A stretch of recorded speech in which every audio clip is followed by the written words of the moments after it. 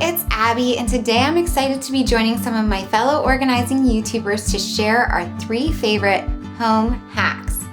I'm going to be talking about the strategies that have been most effective for me for organizing our entryway, and then in the description below, I'll link the playlist to all of the other home hack videos. Now, there are a bunch of different areas that I could have talked about in this video, but I chose the entryway because I feel like it sets the tone for organization for the rest of the house. It's the space that we enter and leave through every day, so it's really important to have some key systems in place. Let's take a look at what they are. Our house has 2 main entry points. First, we have the front door, which is where most guests enter our house. This entry area is small with just room for a narrow cabinet to give us a little bit of storage. In this video, I'm mostly going to be showing everything in the second entry point because it is almost always where our family enters the house, and that is through the mudroom. We enter the mudroom through the garage, and it has a small built-in area with a few hooks and drawers, a little command center wall, and a small coat closet. Now, whether your entry area is similar to ours or way different, I hope this video will give you some ideas for how to keep it organized. So the first strategy that has been important for me to remember when organizing the entry is to keep our systems as simple as possible. Now, this is especially important if you're trying to get other people in the household on board with organization as well.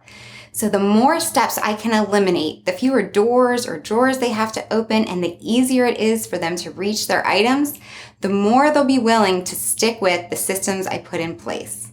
One of the ways I try to simplify in the entry is to use hooks instead of hangers for our day-to-day coat hanging. We can throw a coat on a hook with one hand, and it's faster than taking the time to put it on a hanger. We have room in our mudroom for each person to hang the jacket they're wearing most often during the current season on a hook, and then the others stay on the hangers and we can swap them out if necessary.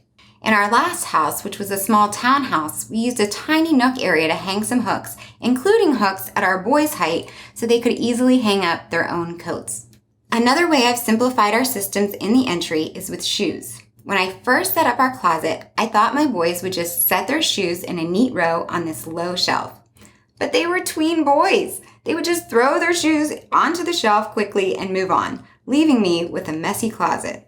To solve this problem, I simply added an open basket for each of them in the same spot in the closet. Now they can still just throw their shoes, but the baskets corral them and keep the closet looking tidy. Finally, I also simplified the system I was using to store our hats, gloves, and scarves. I had initially put those items in bins on the top shelf of the closet, but the boys couldn't reach them and they were a pain for Donnie and I to get down every time we needed them. I relocated the hats, gloves, and scarves to the low drawers in the mudroom, and now it's way easier to put things back where they go. If drawers aren't an option with your home's layout, putting an organizer on the back of the closet door or on the wall of the closet could work as well. Take a look at the areas that are usually messy in the entryway and see if any of the systems can be simplified. Some small tweaks can often make a big difference when it comes to organization. The second strategy that has been helpful for keeping the entryway organized is to create a home for the items we typically have in our hands when we come in the door. We've already talked about items like coats, shoes, and outerwear, but we often have other things in our hands when we come in the door as well. And if we can make the drop spots for those things more intentional, it will go a long way in helping us stay organized. As my kids have gotten older, one thing they often have in their hands when they come in the door is items for their sports and activities. So I wanted to make sure I had a specific spot for those things to go. Larger sports gear may not fit in the entryway. Our 13-year-old plays hockey and his bag is huge, so we created a drop spot for his hockey gear in the garage. That way he can set it down right when he gets out of the car, and it never even needs to make it into the entry space. Plus, the smell stays outside. Win-win. For smaller gear, I've added a few spots for those items within the entryway. I have a hook for our swim bag on the wall in the closet so we can quickly grab everything we need for the pool or swim lessons. I have a few hooks on our command center that we've used to hold tote bags for various activities, or an open basket in the entryway is another great drop spot for smaller gear because it's quick and easy. Purses and book bags are other items that might need a drop spot in the entry. We use our mudroom hooks for those, but again, an open basket could work well too. We might need a drop spot for keys or a wallet in the entry. A small bowl or plate can be helpful for corralling those items, and if they have a designated spot, we'll have to spend a lot less time looking for them. If there are items that we're always finding ourselves tripping over or making a mess in the entryway, those items might benefit from a more designated drop zone area.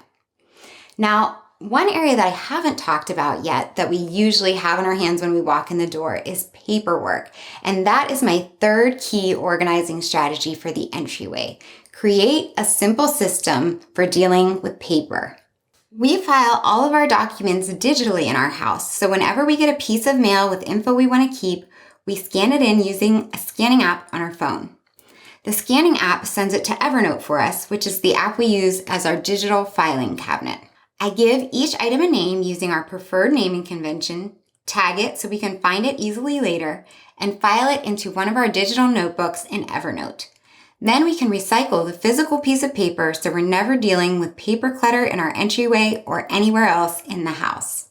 There will be some papers that need additional action, like forms for our kids' schools or invitations that need an RSVP. If I can take action on those right away, I do. But if I need to check some things first or it's going to require a longer project, we have a designated inbox in our home where we keep those papers until the action is complete. We process this inbox once per week to make sure papers don't build up in there. Along with helping to get rid of paper clutter in our entry, there are tons of other ways I use Evernote to organize just about every area of my life. I'm going to be talking about more ways to get organized with Evernote at this year's Get Organized HQ virtual conference. Get Organized HQ is a completely free online conference with 100+ sessions on all different areas of organization. If you could use some extra organizing motivation, you can sign up for the free virtual conference using the link in the description below. The conference runs September 12th through 16th, so if you're just now hearing about this and it's after the fact, don't worry. You can still check out the All Access Pass at the link in the description that will give you lifetime access to all of those sessions that aired during the conference. The other awesome organizers sharing their top home hacks today will be presenting at the conference as well, so be sure to get a sneak peek at their genius organizing ideas by checking out the link to the playlist in the description below.